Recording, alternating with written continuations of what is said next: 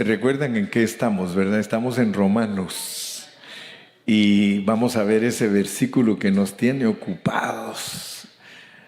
5:10, Romanos 5:10. Y si ustedes se recuerdan, estamos aplicando ese versículo, estamos aplicándolo a lo que Dios nos está enseñando, ¿verdad? Queremos entender la Biblia.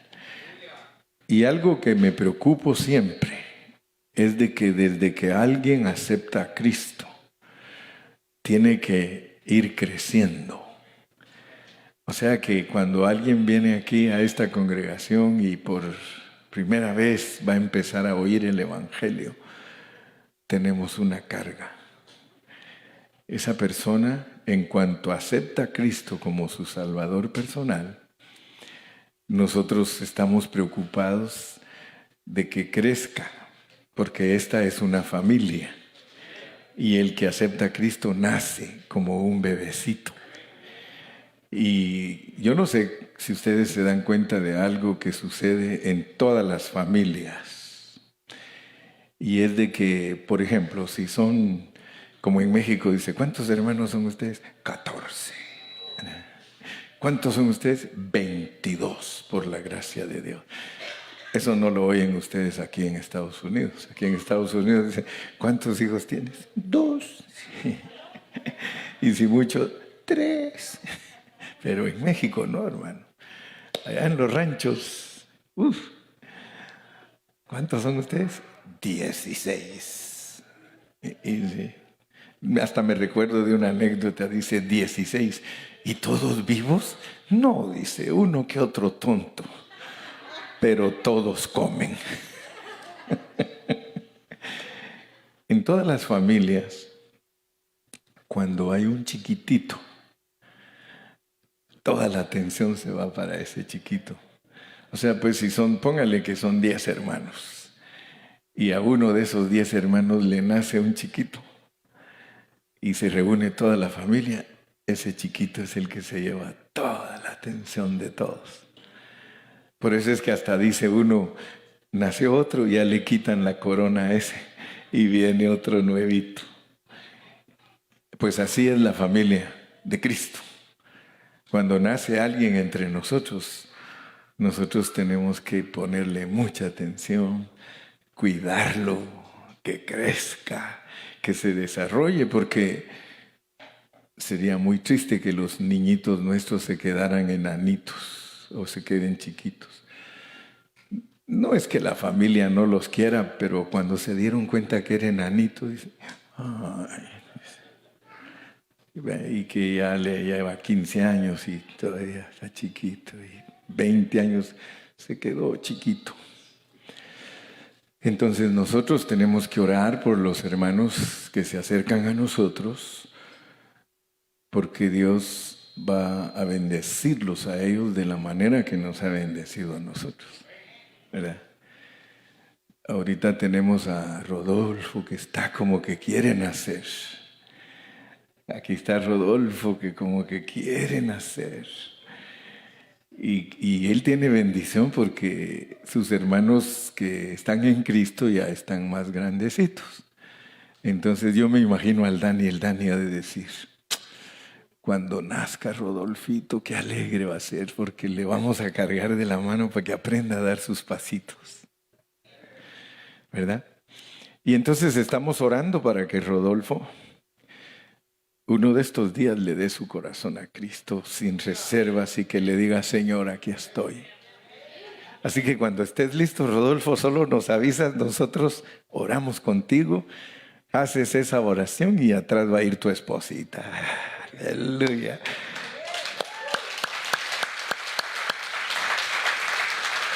Y nosotros los vamos a cuidar mucho, porque ustedes van a ser nuestros hermanitos chiquitos y nosotros los vamos a andar cuidando para que ustedes crezcan. Y al rato Rodolfo, que no podía hablar, va a estar aquí predicando. No, así sucede, hermano. Yo he conocido hermanos que miedosos para hablar. Ay, no, ni me ponga, por favor. Y después dice, ¿cuándo me va a poner? Aquí han crecido los hermanos y al principio me dice, pastor, no me ponga. Y después me dice, pastor, ¿y cuándo me va a poner? Porque ya ahora ya puedo hablar. Si uno aprende a hablar conforme uno va amando al Señor. Y uno aprende a amar al Señor de una manera extraordinaria. Llega un momento que esos cantos que ustedes ven ahí se hacen tan profundos de uno, que uno dice, Señor, yo te canto, te alabo, te adoro, hasta quisiera volverse uno poeta. Los salmistas lo inspiran a uno porque ellos se inspiraban hablando de Dios.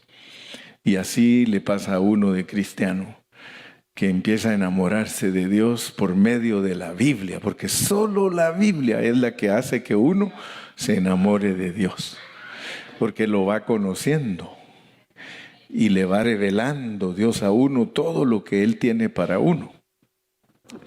Entonces ahorita la clase es para todos. Todos vamos a gozarnos de esta palabra, porque la palabra es para todos.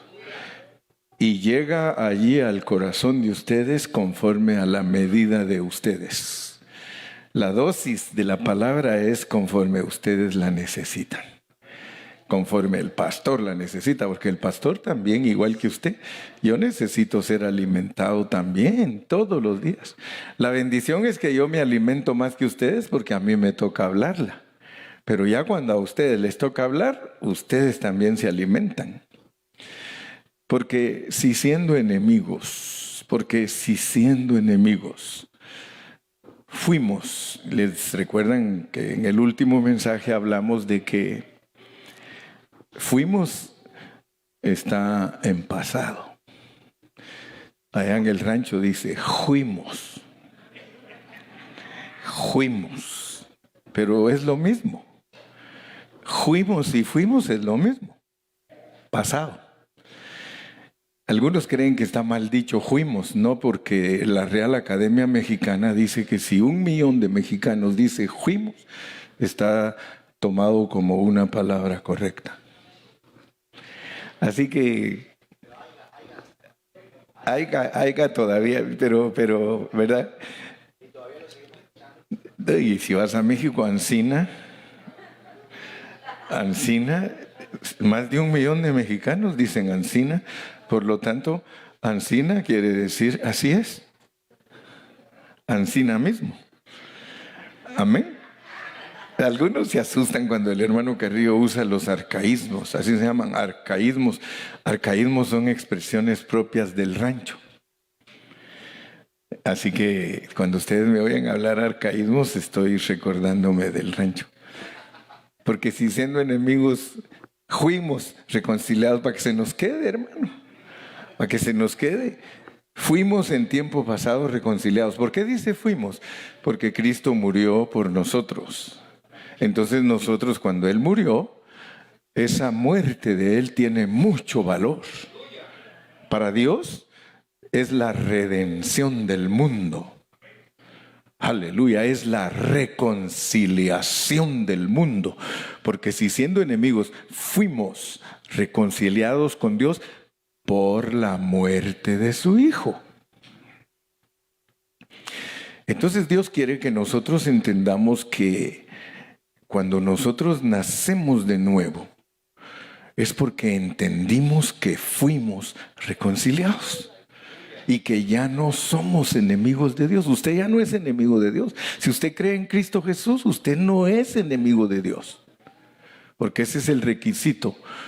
Si siendo enemigos fuimos reconciliados con Dios por la muerte de su Hijo, mucho más. Y en eso es donde estamos ocupados, mucho más. Dios usa a Pablo, porque Pablo es el que escribió Romanos, para explicarnos que nosotros no solamente tenemos que creer en Cristo, sino que tenemos mucho más. Si dijeran en inglés, dicen much more. Much more. Much more estando reconciliados.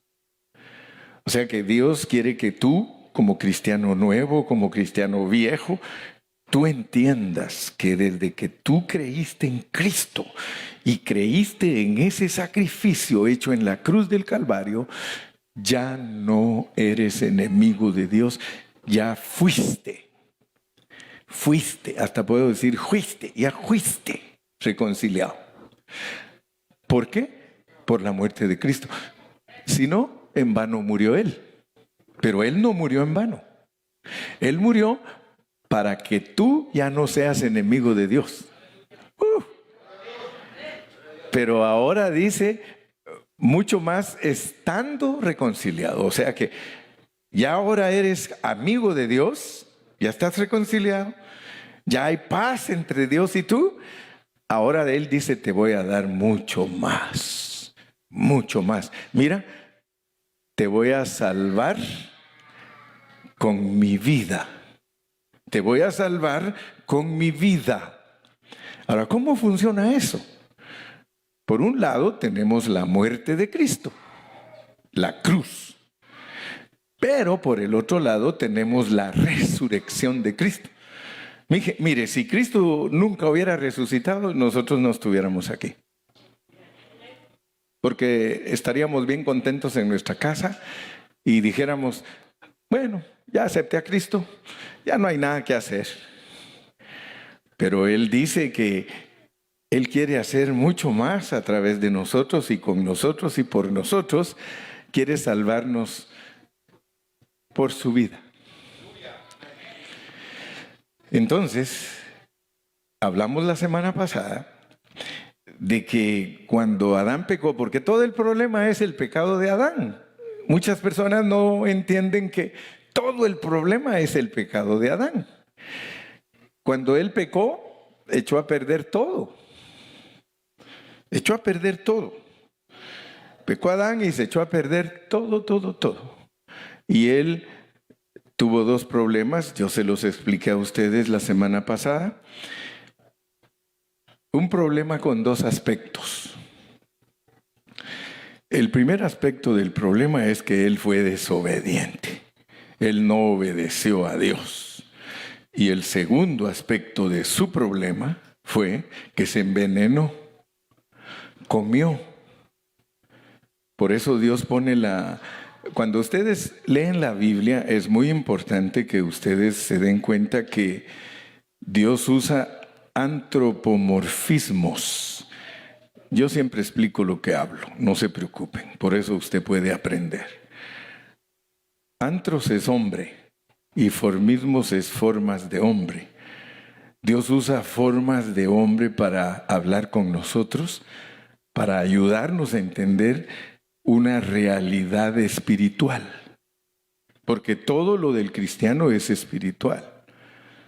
Usted tiene que entender eso. La vida cristiana es solo asuntos espirituales.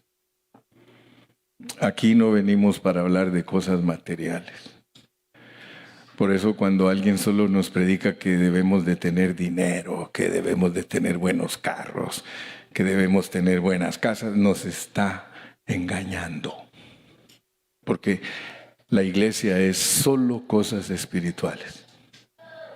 Solo cosas espirituales. Cuando tú vienes aquí, Dios te quiere hacer rico espiritualmente, millonario espiritualmente, porque de nada sirve tener todas las riquezas del mundo y las cosas materiales si no tenemos ninguna riqueza espiritual. Estamos fritos y sin manteca. Eso ya se lo saben todos, porque hasta el predicador que vino la semana pasada dijo, como dijo el hermano Carrillo, fritos en aceite. Se le olvidó que era manteca, pero bueno,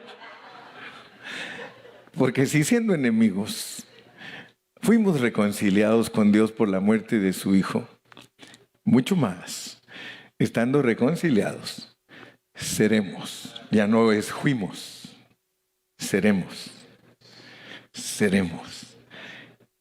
Pasado, futuro. En el futuro, desde que Cristo resucitó. Por eso es importante ponerle atención a la resurrección de Cristo. Porque cuando Él resucitó, Él proveyó algo para nosotros. Y ustedes se van a dar cuenta que hay mucha gente que no sabe estudiar la Biblia. Por eso la carga del hermano Carrillo es que la estudiemos bien. La clave para entender la Biblia, recuérdense siempre, se llama contexto. Contexto. Si ustedes quieren aprender bien la Biblia desde chiquititos, desde que Cristo los salva y van a crecer normal, tienen que aprender a estudiar la Biblia bajo contexto. Que un versículo es explicado con los siguientes versículos. Con los siguientes versículos. Eso se llama estudiar la Biblia bajo contexto. No necesitan que ninguno les enseñe, solo ustedes leen y lo ponen, lo unen y ustedes mismos descubren lo que Dios quiere decir. Eso es lo que no tienen muchos maestros. Eso se llama hermenéutica. Es una ciencia que sirve para interpretar la Biblia correctamente. No se necesita ser sacerdote católico, no se necesita ser licenciado, abogado, un hombre intelectual para entender la Biblia, ¿no? Con solo que sepa leer y escribir. Por eso Dios escogió a Pedro, de pocas letras, un pescador sencillo. Hoy día la gente, los doctores nos complican la vida. Ellos dicen, es que la teología dice esto y esto y esto. Y todos nosotros, oh sí, qué bueno está. Ha estudiado. Pedro era un pescador. Pedro era un hombre rústico. Pedro era un hombre... Imagínese usted ahí en la playa se mantenía con Juan. A Juan nos lo ponen que siempre está remendando las redes. Y Pedro platicando con él con su espada vieja. ¿Sí? Los dos eran celosos de las cosas de Dios. ¿Se recuerdan ustedes que un día quisieron agarrar al Señor Jesús y qué hizo Pedro? Sacó su espadita toda mohosa, porque ni la usaba, y le tira un sablazo al soldado y él le tiró a volarle la cabeza, pero el soldado se hizo así y le arrancó la oreja. Pero imagínense quién era ese Pedro, pues, porque estamos hablando de que es bien importante estudiar la Biblia en una forma contextual y que solo necesitamos saber leer y escribir y no tenemos excusas para no predicar un evangelio puro. Ahorita los voy a meter yo a la Biblia para que ustedes descubran eso, para mostrarles que Dios proveyó algo cuando el hombre creyó en que Cristo murió en la cruz para redimirlo y reconciliarlo. Miren lo que pasó con el Cristo resucitado, porque usted debe de aprender que el Cristo sin resucitar, Él se movió aquí en la tierra. Ese Cristo sin resucitar, 30 años anduvo caminando aquí en la tierra, era bien sabio, platicaba con toda la gente. Una vez lo acusaron porque se puso y se tomó un traguito con uno de los conciudadanos. Y dijeron, ya vieron, es mentira que es profeta. Es pecador igual que todos los demás. Sin embargo, ese Señor Jesucristo que caminó 30 años sin hacer milagros, sin echar fuera demonios, Él solo vivió sus primeros 30 años como un hombre que tenía la vida de Dios dentro de él. Nada menos, dice la Biblia, que era el unigénito Hijo de Dios. Y cuando la Biblia nos dice que Él era el unigénito Hijo de Dios, nos está diciendo que es Dios, porque es unigénito. Si ustedes examinan esa palabra, unigene, ¿qué son los genes? Él solo tenía un gene, era unigénito. No había nadie como Él. Él era Dios hecho hombre. Pero Él, en sus 30 años, nunca le trató de demostrar a nadie. Nunca. ¿Quién era Él? Si ustedes se hubieran juntado con Él desde chiquito, Él hubiera jugado con ustedes como niños. Si ustedes hubieran conocido a Jesús como un niñito, lo que sí era un niño muy especial. Porque en el tiempo de Jesús, los judíos iban a las fiestas que hacían los judíos y un día se les perdió a sus papás. Y los papás estaban preocupados. ¿Y dónde está el niño? Porque el niño de 12 años preocupa al papá y a la mamá. Y resulta que no lo encontraban entre toda la multitud de la gente, no lo hallaban. ¿Y dónde está el niño? ¿Y dónde está el niño? Imagínense ustedes cuando lo encontraron sus papás y les dicen, niño, ¿por qué nos hace esto?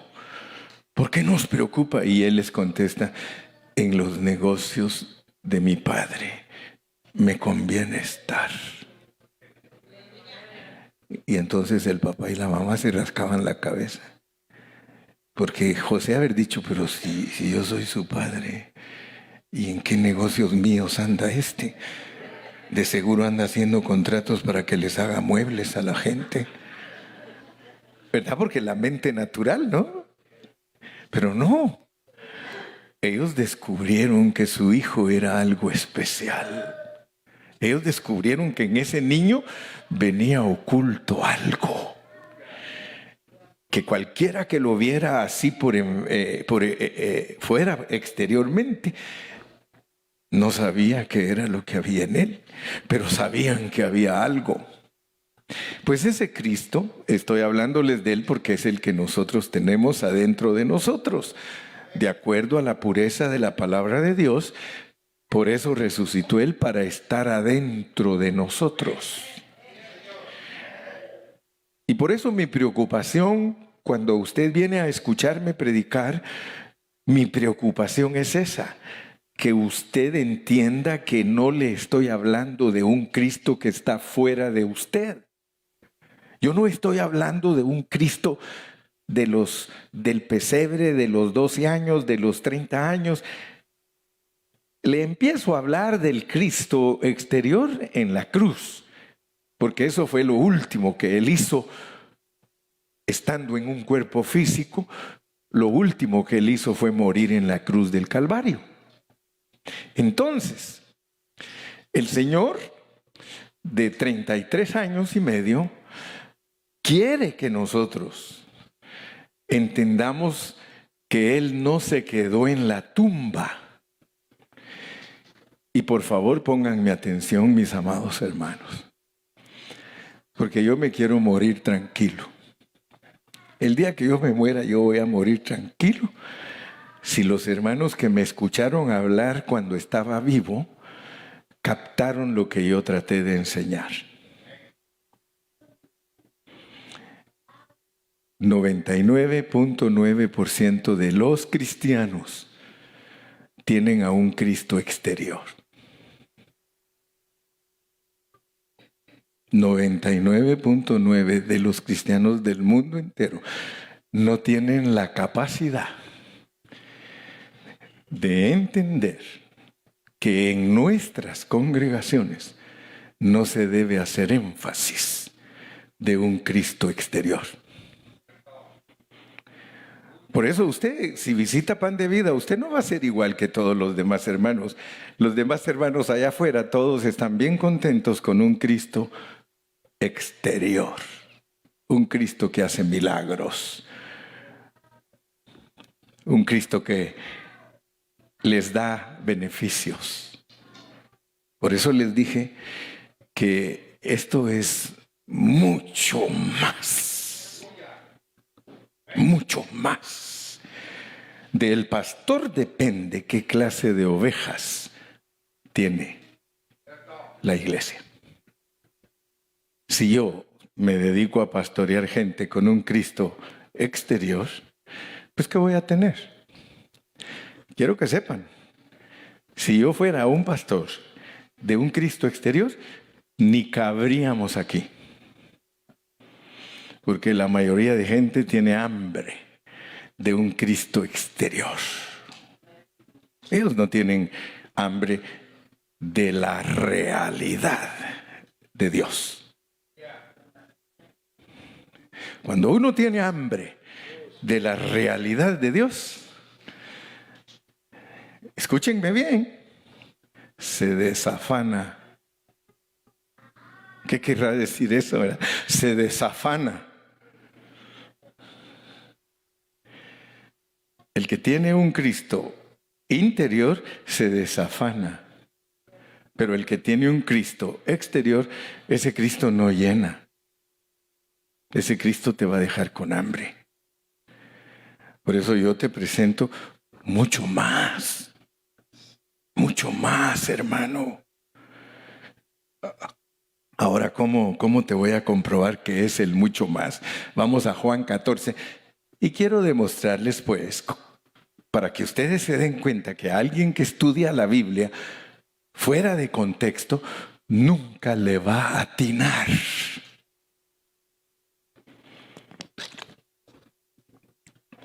Juan 14:1. ¿Tú le quieres atinar? Yo di que sí. 4. ¿Tú le quieres atinar? Yo le quiero atinar. Estaba Jesús físico. Ahí no había ido a la cruz del Calvario. Estaba con sus discípulos. Y miren lo que les dice. Y por eso él se frustraba. Porque él les decía cosas para que ellos las entendieran espiritualmente, pero ellos no las entendían espiritualmente. Ellos las entendían físicamente. Les dice, mire, no se turbe vuestro corazón. Do you believe in God? Believe in me also. ¿Ustedes creen en Dios? Fíjese, piense usted, está el Cristo físico, exterior, frente a usted y le dice, no se turbe, no te turbes, no te aflijas. ¿Crees en Dios? Creed también en mí. Creed también en mí. Si ustedes creen en Dios, crean también en mí. Y miren lo que les dice, versículo 2. En la casa de mi Padre muchas moradas hay. Si así no fuera, yo os lo hubiera dicho. Voy pues a preparar lugar para vosotros.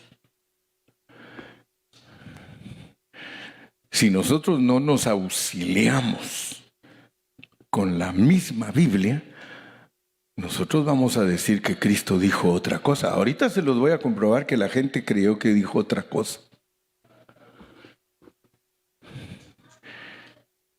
Leamos Mateo y vamos a regresar a Juan 14:2 porque estamos aprendiendo a interpretar la Biblia bajo contexto para que nadie nos engañe.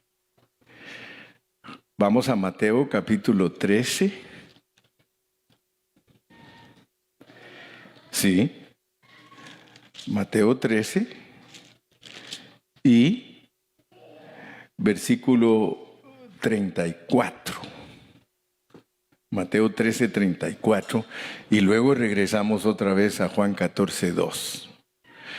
Yo quiero que hablemos del Cristo que está dentro de nosotros, porque a eso es lo que quiero llevarlos, pero para que ustedes me crean que ustedes tienen a Cristo adentro de ustedes, yo tengo que comprobárselos con la Biblia. Todo esto habló Jesús por parábolas a la gente. Ok. Una cosa que todos ustedes deben saber es que Jesús hablaba solo en parábolas. Cada vez que él hablaba, el que no le ponía atención a lo que estaba hablando, no lo podía traducir. Hay que traducir lo que él dice. ¿Por qué? Porque él habla en parábolas a la gente y sin parábolas no les hablaba. O sea que si ustedes querían hablar con Jesús, fíjense cómo era él. Él no era igual que nosotros. ¿Cómo estás, Jesús? Por aquí pasándola.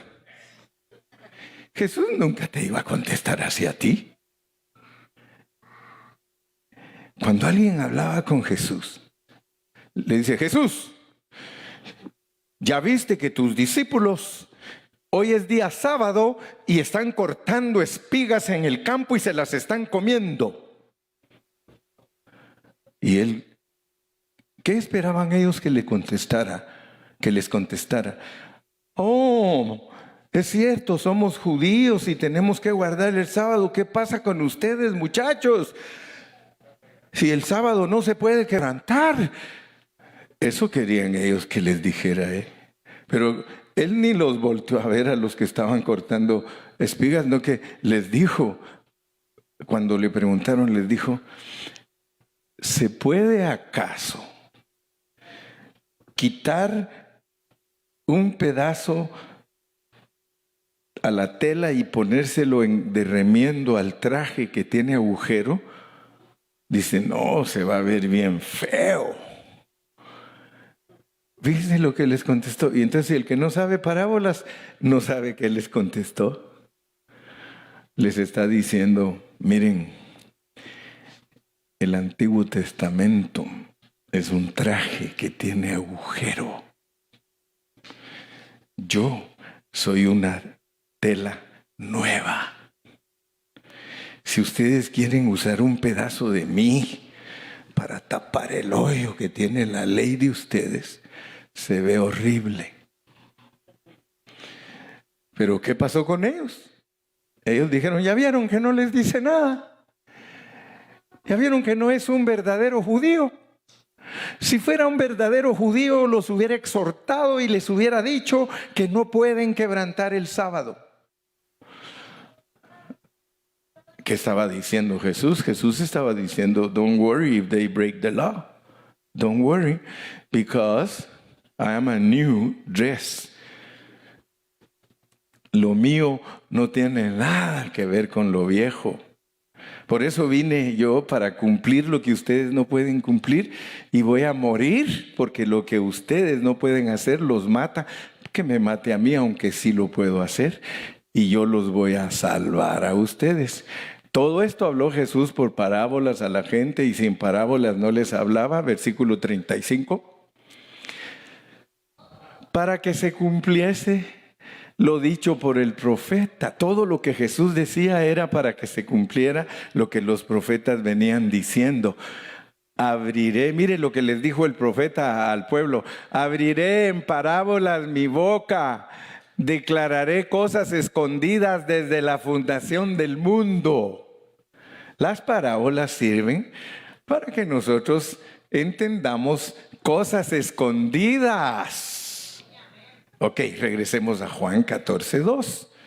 Juan 14:2.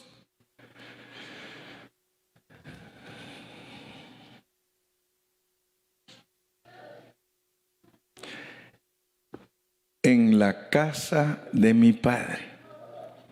Es parábola. Es parábola. Él ahora va a hablar en parábola. Y dice: ¡hey, atención! ¿Creen en Dios? Crean también en mí. En la casa de mi Padre muchas moradas hay. En la casa de mi Padre muchas moradas hay. Si así no fuera, yo os lo hubiera dicho. Voy pues a preparar lugar para vosotros. Cuando la iglesia que no usa el contexto empieza a interpretar este pasaje, ellos dicen, Jesús les está diciendo a sus discípulos que en el cielo, fíjese lo que es no entender la Biblia. Y para que usted se asuste, el 99.9% de los hermanos cree que Jesús está diciendo que en el cielo hay casas.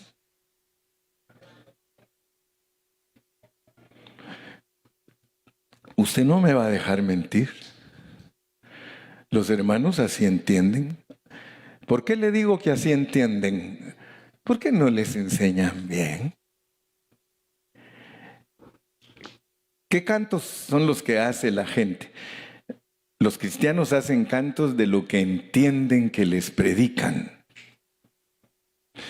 Cuando un cristiano oyó que alguien predicó que en el cielo hay casas, un palacio tengo allá más lindo que el sol. Un palacio. Mire lo que es de ridículo cantar lo que Dios no dice. Aunque en esta vida no tengo riquezas, sé que allá en la gloria tengo mi mansión. Más allá del sol, más allá del sol, yo tengo un hogar. Mire cómo engaña el que no sabe enseñar la Biblia. Esos hermanos vendieron millones de discos. ¿Usted cree que Dios se agrada? Dios no se agrada. Eso es ser negligentes a la interpretación de la palabra de Dios. El contexto nos va a decir qué es lo que está diciendo Jesús. Leamos el versículo 3 a ver si es cierto.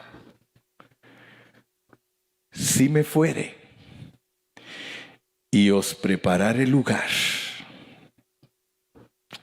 vendré otra vez. Pero fíjense, como el Señor se fue al cielo y Él dice que va a regresar, pero aquí no está hablando de irse al cielo, hermanos. Ustedes van a usar bien el contexto y se van a dar cuenta que allí no está hablando de irse al cielo. Dice, si me fuere y os prepararé el lugar, vendré otra vez y os tomaré a mí mismo. Ay, hermanos, si no me explican, yo no sé qué quiso decir el Señor. Seamos honestos. Be honest. Be honest. Si usted oye al Señor decir eso y usted empieza a decir que el Señor está diciendo que Él se fue al cielo porque en el cielo tiene casas para nosotros y que se fue a prepararlas y que eso es lo que cree la gente y que Él va a regresar, pero el problema es que dice, y os tomaré a mí mismo, y os tomaré a mí mismo para que donde yo estoy vosotros también estéis, y os tomaré a mí mismo. Fíjese lo que les está diciendo. Miren, esto que les estoy hablando es una parábola, porque yo solo hablo en parábolas. Que yo me los tome a ustedes mismos quiere decir que ustedes van a entrar en mí. Ustedes van a entrar en mí. Y como ustedes van a entrar en mí, yo voy a entrar en ustedes.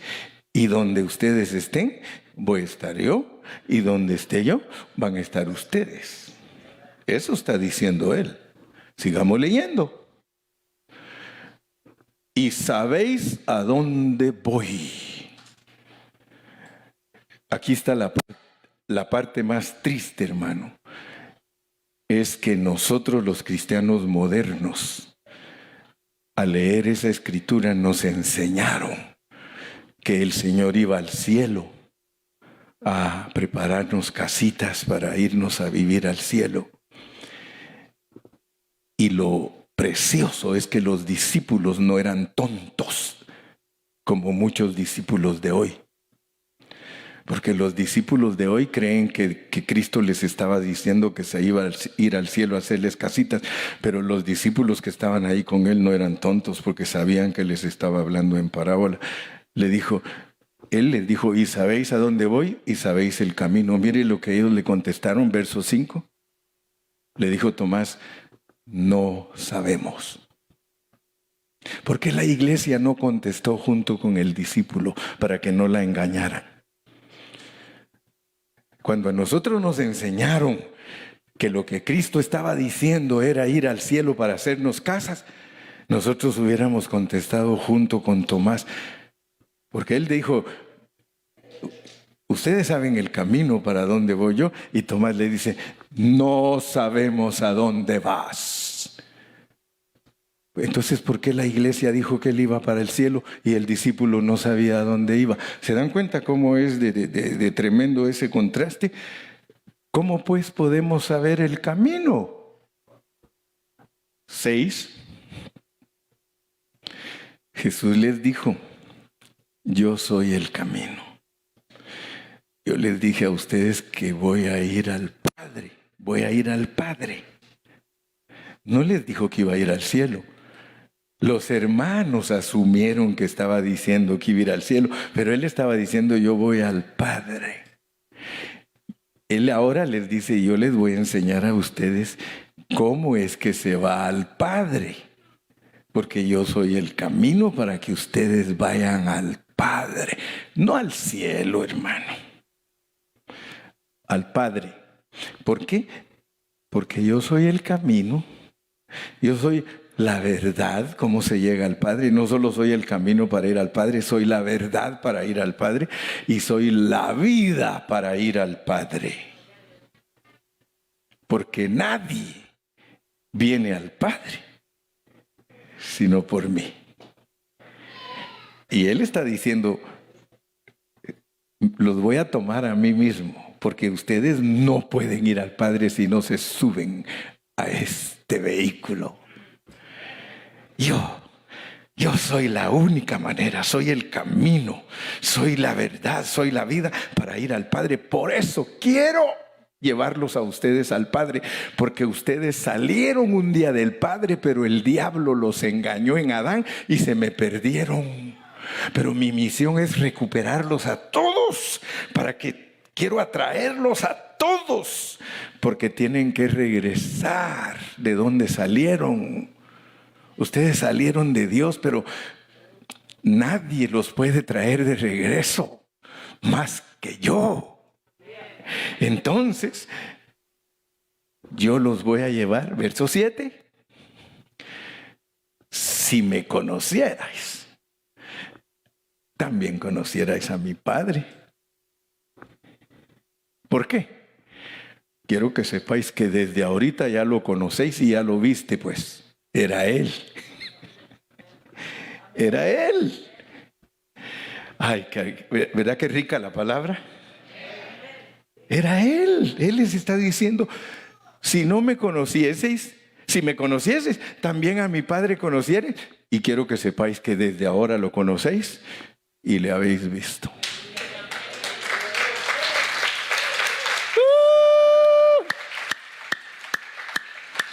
Hermanos, qué triste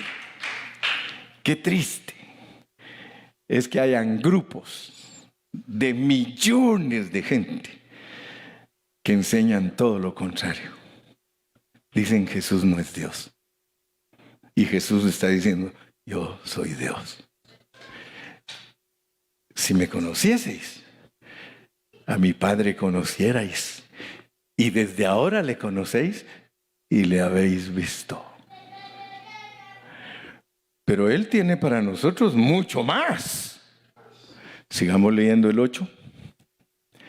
Felipe le dijo, porque el pobre Felipe se le dio vuelta la cabeza. ¿Sí? Cuando le dijo así, va el pobre haber dicho, ¿what? Felipe, muéstranos al Padre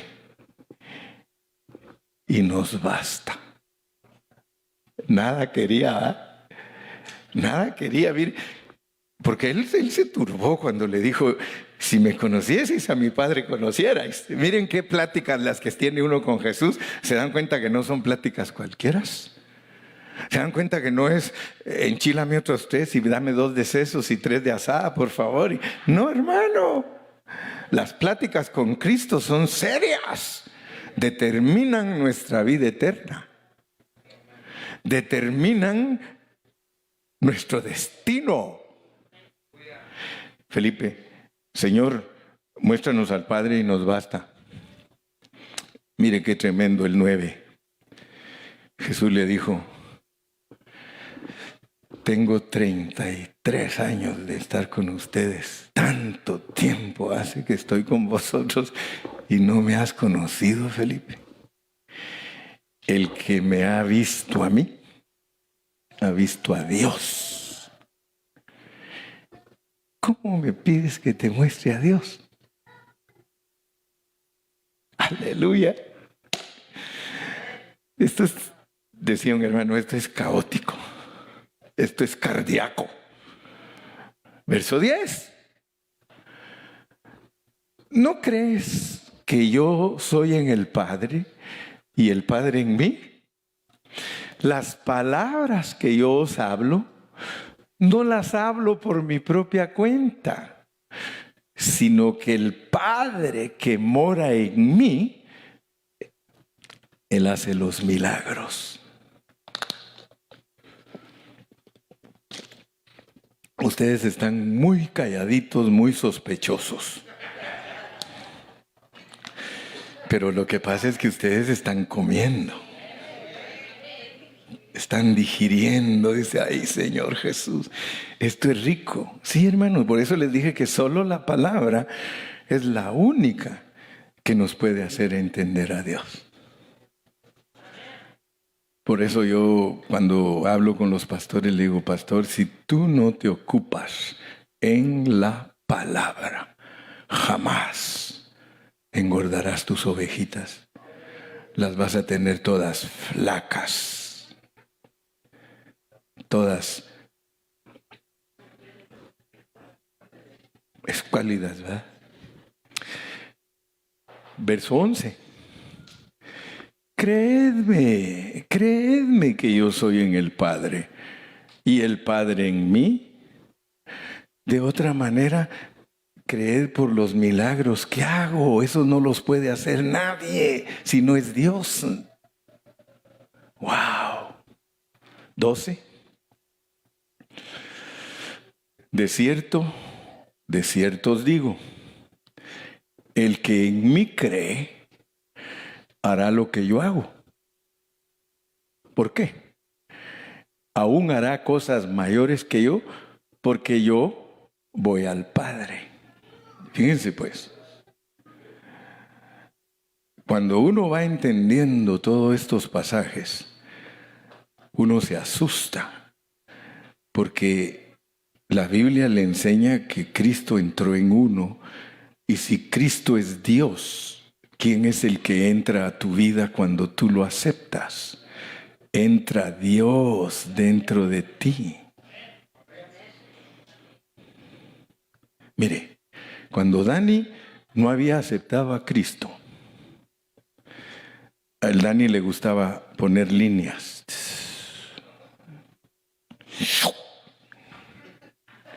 Porque él no tenía a Dios en su corazón. Dani, una cervecita, sí, pero que venga acompañada de una línea. Porque si no, estoy muy bajo. ¿Sí? Churrumais, dice. No tenía a Dios. No había quien lo satisfaciera a Dani. Él estaba frustrado. Su vida era miserable. Su vida era vacía. Su vida no tenía sentido. ¿Y cómo se salía él de esa realidad? Elevándose. Pero en cuanto se acababa esa elevación y la feria, otra vez con el mismo vacío.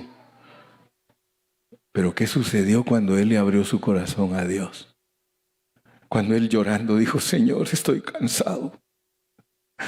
Estoy cansado de vivir esta vida, ya no puedo. Te recibo como mi Salvador personal, entra en mí. El mejor día de su vida. Ahora alguien se le acerca. Dani, unas cuentas líneas. No, ¿qué pasó? A mí ya no me hacen falta las líneas. Y versículos fuertes que lo hacen very high. ¿Se acuerda, hermano Montalvo, antes de que Dios entrara en su vida? ¿Cómo era usted? Gilmar, ¿cómo eras tú antes de que Dios entrara en tu vida? Galo, ¿cómo eras tú antes de que Dios entrara a tu vida? Xochitl, ¿cómo eras tú antes de que Cristo entrara a tu vida? José, a José como que a la fuerza lo metieron y lo siguen metiendo, pero ya no es el mismo, ya no es el mismo. Porque cuando Dios entra en nosotros, we are not the same anymore. We born again. Nacemos de nuevo. El que en mí cree, las obras que yo hago, ¿por qué? Porque Dios las va a hacer adentro de nosotros. Ahora te piden que ores por un enfermo. El que va a orar por ese enfermo no eres tú, es Dios.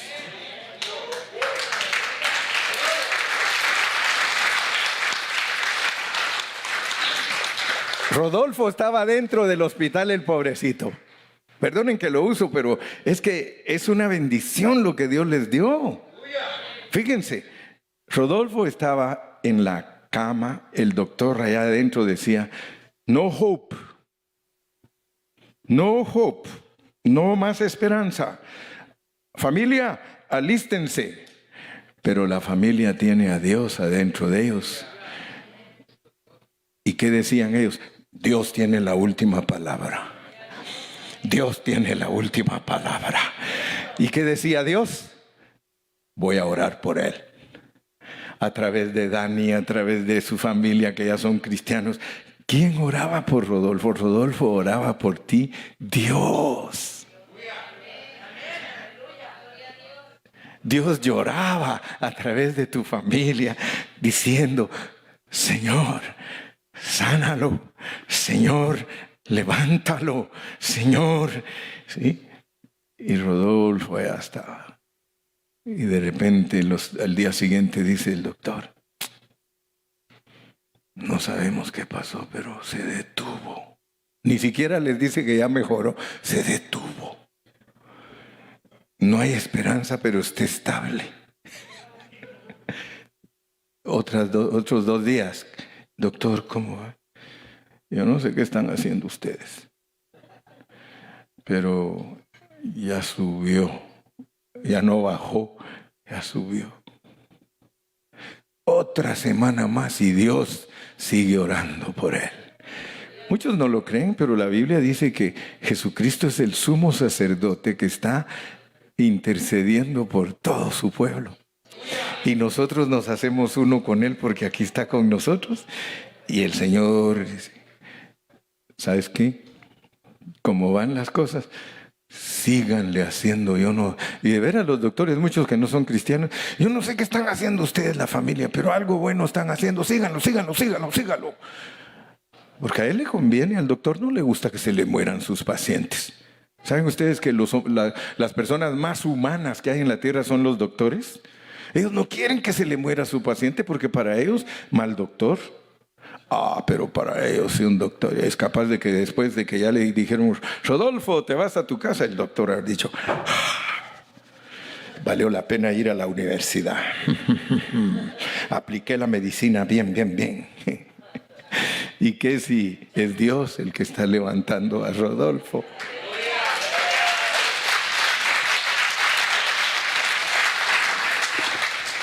El que en mí cree, las obras que yo hago, Él las hará también y aún mayores.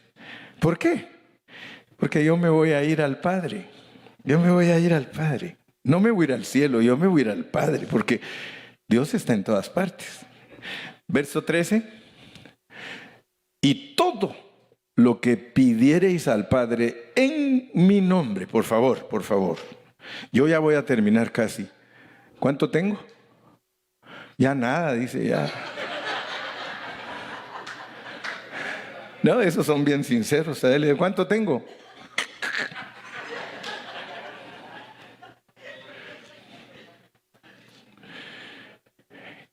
Solo termino con este pensamiento. Cada vez que ustedes lean en la Biblia, en mi nombre,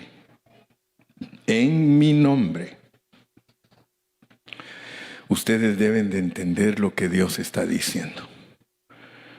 Porque muchos creen que en la Biblia, cuando Dios nos enseña que hagamos cosas en su nombre, creen que son fórmulas. O sea que nosotros, como no tenemos mucho entendimiento, nosotros oramos por los hermanos y decimos, y todo esto, Señor, te lo pido en el nombre de Jesús. Así nos enseñaron. Así nos enseñaron, hermano.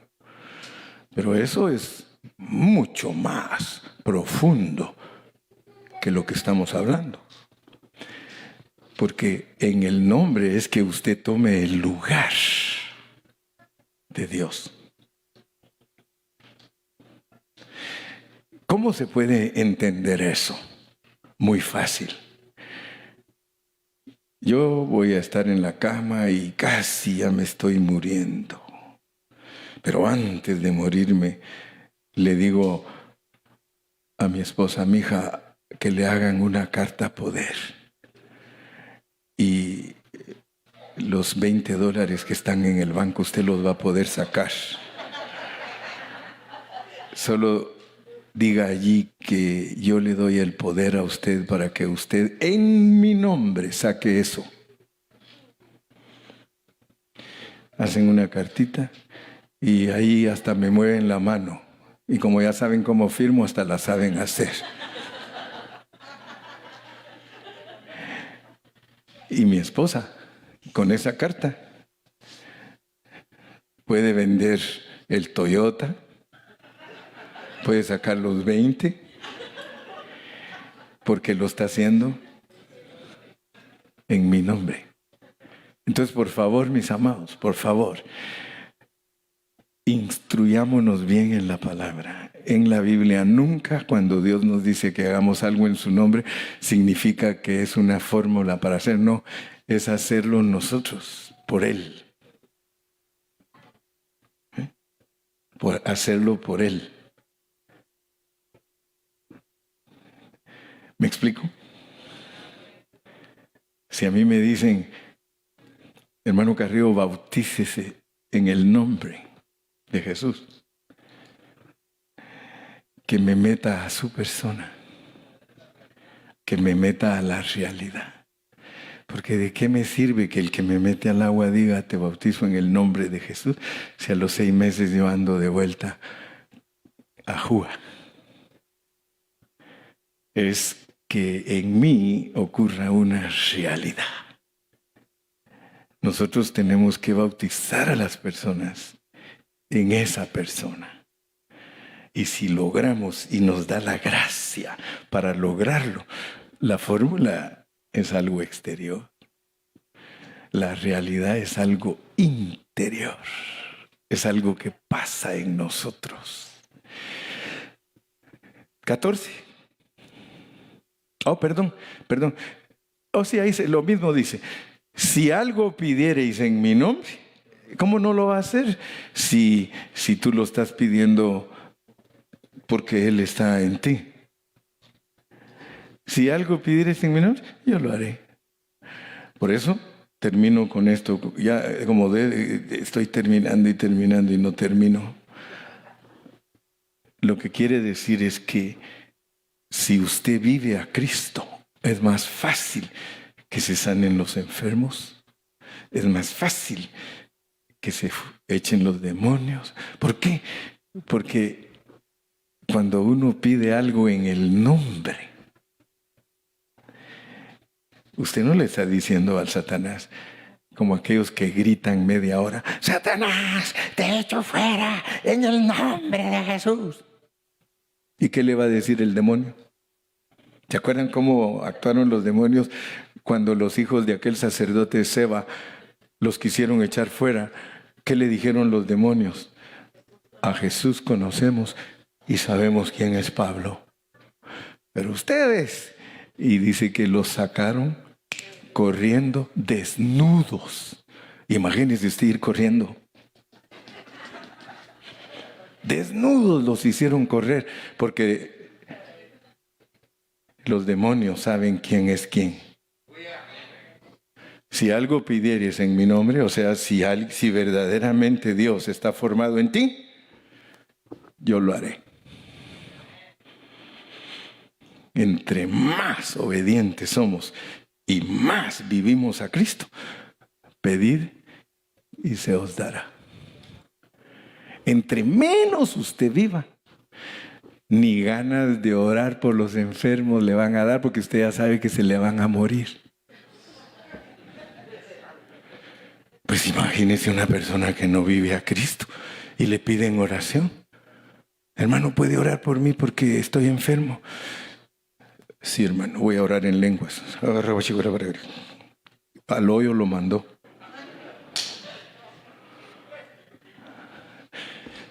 Si algo pidiereis en mi nombre, yo lo haré.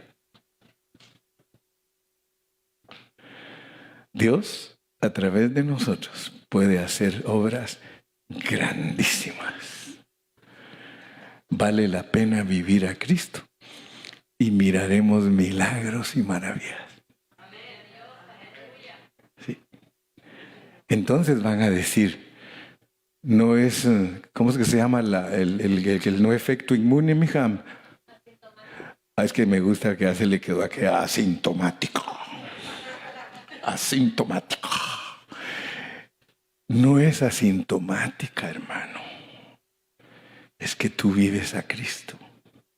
Y si vives a Cristo, Él va a decir, ¿para qué te voy a dar el virus? Si tú vives a Cristo, ¿sabes qué? Yo quiero que tú seas mi testimonio. ¿Sí? Y con esto no estoy diciendo que a todos ustedes que les dio el virus, ustedes son peores que yo. Casi quise decirlo, ¿verdad?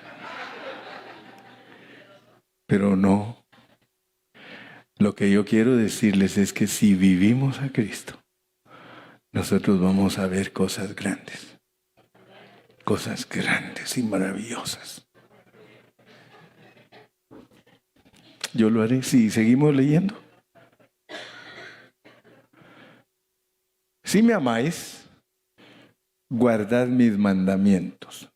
Mucho cuidado, porque está diciendo Jesús que si uno lo ama, que guarde los mandamientos de Él, de Jesús, no de los de Moisés.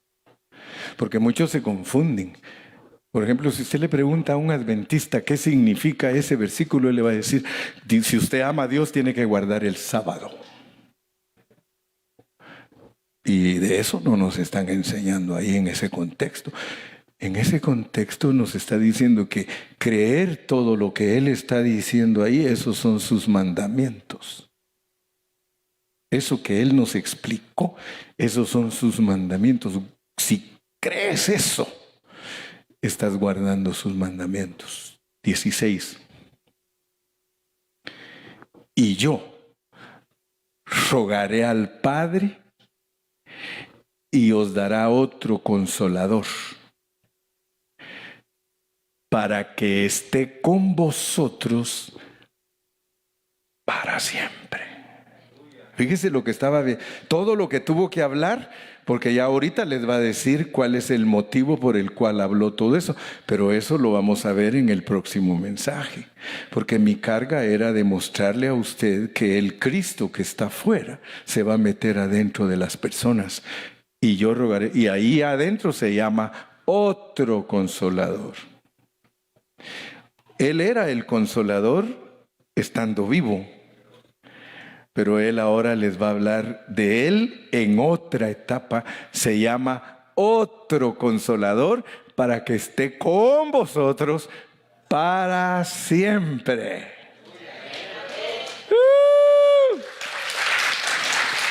¿Por qué les dijo esas palabras? ¿Por qué les dijo que el otro consolador iba a estar con ellos para siempre? Porque Él va a ir a la cruz. Él va a ir a la cruz. Ahorita, por eso dijo en el principio, si me fuere y os preparare el lugar, vendré otra vez como el Espíritu Santo. El consolador es el Espíritu Santo.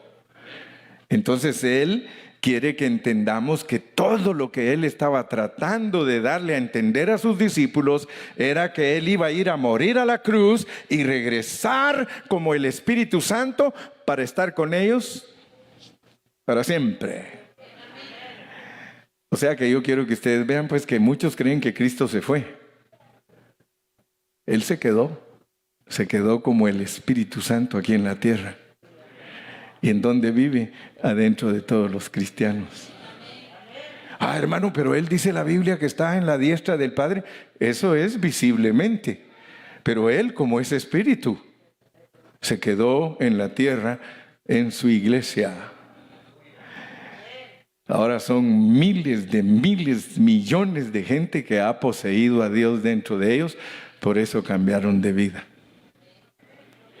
Y no te asustes, porque Dios no se asusta, porque todos vivimos nuestra primera parte de la vida, una vida desordenada. Pero cuando ya Dios nos trae a su camino de regreso, vivimos una vida nueva.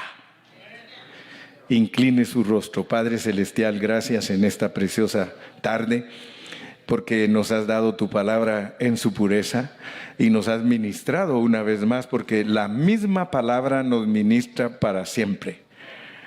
Podemos predicar 1000 mensajes de los mismos pasajes que tú siempre nos vas a hablar. Gracias, bendecimos a tu pueblo en tu nombre precioso. Gracias, Señor, y a ti es la gloria y la honra, y todos decimos...